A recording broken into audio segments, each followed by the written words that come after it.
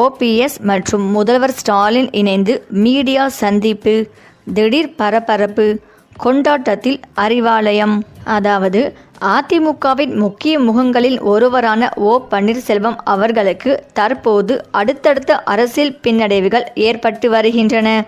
அரியலூர் மாவட்டத்தைச் சேர்ந்த ஓபிஎஸ் அணியின் மாவட்ட செயலாளர் அன்பு மற்றும் அவரது ஆதரவாளர்கள் சுமார் 150க்கும் மேற்பட்டோர் போக்குவரத்து துறை அமைச்சர் சிவசங்கர் முன்னிலையில் தங்களை திமுகவில் இணைத்து கொண்டனர்.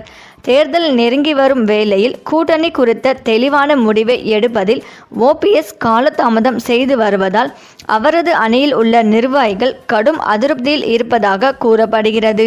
தங்களின் அரசியல் எதிர்காலத்தை கருத்தில் கொண்டு அடிமட்ட தொண்டர்கள் முதல் முக்கிய நிர்வாகிகள் வரை பலரும் மாற்றுப்பாதை தேடி செல்வது ஓபிஎஸ் முகாமை பலவீனப்படுத்தியுள்ளது. இந்த அணி மாற்றம் அரியலூரோடு நின்றுவிடாமல் மாநிலம் முழுவதும் எதிரொலித்து வருகிறது. ஓபிஎஸ் அணியில் நீடிக்க விரும்பாத பல நிர்வாகிகள் திமுக எடப்பாடி பழனிசாமி தலைமையிலான அதிமுக மற்றும் புதிதாக தொடங்கப்பட்டுள்ள தமிழக வெற்றி கழகம் ஆகிய கட்சிகளை நோக்கி நகர்ந்து வருகின்றனர். நம்பிக்கைக்குரிய தளபதிகள் என கருதப்பட்டவர்களே அடுத்தடுத்து விலகி செல்வது ஓபிஎஸ்க்கு பெரும் அரசியல் அதிர்ச்சியை ஏற்படுத்தியுள்ளது. தேர்தலுக்கு இன்னும் சில மாதங்களே உள்ள நிலையில் இந்த தொடர் வெளியேற்றங்கள் அவரது அரசியல் செல்வாக்கை சிதைப்பதுடன் தனித்து விடப்பட்ட சூழலையும் உருவாக்கி கொள்வதாக அரசியல் விமர்சகர்கள் கருதுகின்றனர். இந்த நிலையில் பழனிசாமி ஒரேடியாக அதிமுக வழியை அடைத்து பூட்டிவிட்டதால் ஓபிஎஸ்ஐ திமுக பக்கம் வண்டியை திருப்பச் சொல்லி அவரது ஆதரவாளர்கள் நெருக்கடி கொடுத்து வருகிறார்கள். அதிமுகவில் இணைய நான் தயாராக இருக்கிறேன், பழனிசாமி தயாரா என ஓபிஎஸ் கேட்ட பிறகும் அவரை பழனிசாமி அதிமுகவில் சேர்க்க மறுப்பதன் பின்னணியில் தென் மாவட்ட அதிமுக முக்கிய நிர்வாகிகளும் இருப்பதாக சொல்கிறார்கள். இது குறித்து நம்மிடம் பேசிய தென் மாவட்ட அதிமுக நிர்வாகிகள் சிலர் கடந்த சட்டமன்ற தேர்தலில் ஆட்சியை தவறவிட்டதற்கு தென் மாவட்டங்களில் அதிமுகவுக்கு ஏற்பட்ட ஒரு சரிவும் முக்கிய காரணம். கட்சிக்குள் அப்போது நிலவிய நீயா நானா சண்டையில் இபிஎஸ் மீண்டும் முதலமைச்சர் ஆகிவிடக் கூடாது என்பதில் ஓபிஎஸ் தரப்பில் சிலர் தீவிரமாக இருந்தார்கள். அதனால் அவர்கள் வசம் ஒப்படைக்கப்பட்ட தென் மாவட்ட தொகுதிகளில் ஏனோ தானோ என தேர்தல் பணிகளை மேற்கொண்டார்கள். இபிஎஸ்க்கு ஆதரவான குறிப்பிட்ட சிலரை தோற்கடிப்பதற்காக உள்ளடி வேலைகளையும் பார்த்தார்கள். ஆனால் அதையும் மீறி அவர்கள் வெற்றி பெற்றார்கள். இருப்பினும் இபிஎஸ் மீண்டும் முதல்வராக வரவில்லை.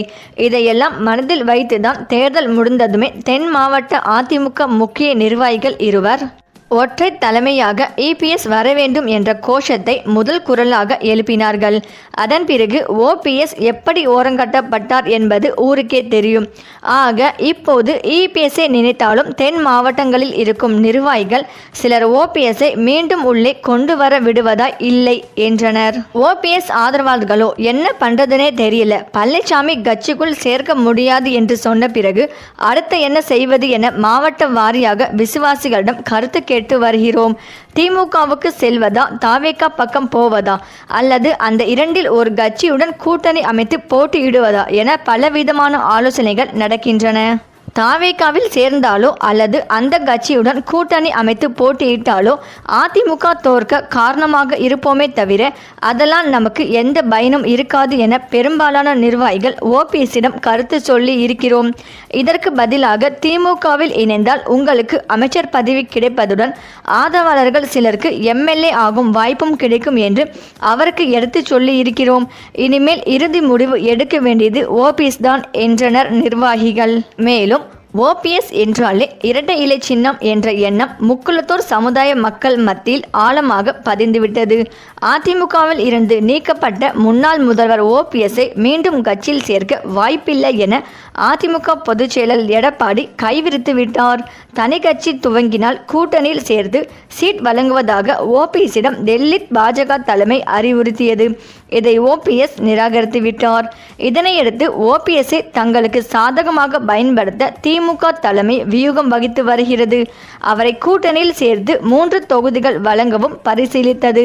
இதன் மூலம் தேனி, மதுரை, சிவகங்கை, திண்டுக்கல், ராமநாதபுரம் உள்ளிட்ட மாவட்டங்களில் உள்ள முக்குளத்தோர் சமுதாய ஓட்டுகள் தங்களுக்கு கிடைக்கும் என திமுக கணக்கு போட்டது.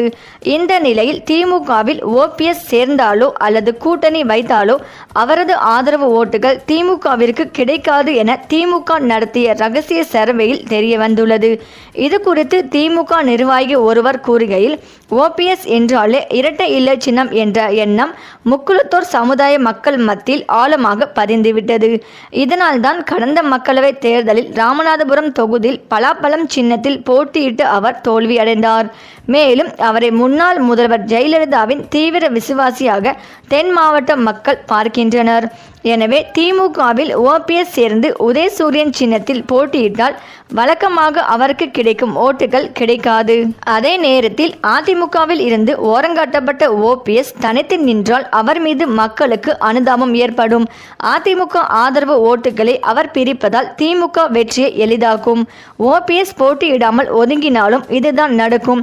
எனவே ஓபிஎஸ்ஐ தனித்து நிற்க வைக்கும் முடிவுக்கு திமுக தலைமை வந்துவிட்டது என கூறினார். இந்த நிலையில் சென்னையில் செய்தியாளர்களிடம் பேசிய எடப்பாடி பழனிசாமி, நடிகர் என்றால் கூட்டம் வரத்தான் செய்யும். விஜய் சிறந்த நடிகர் என்பதில் மாற்று கருத்து இல்லை.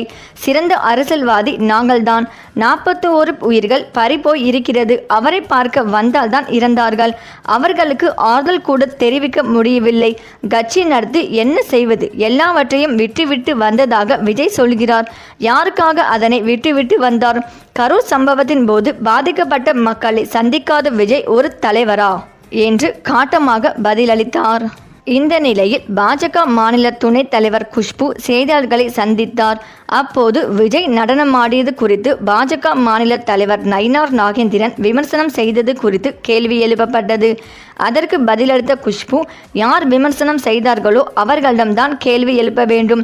நாகரிகம் ஒன்று இருக்கிறது, அதிலும் அரசியல் மேடை நாகரிகம் ஒன்று இருக்கிறது.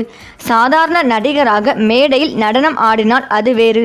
ஒரு அரசியல் தலைவராக இருந்து கொண்டு இப்படி செய்வது தவறு என்று கூறினார்.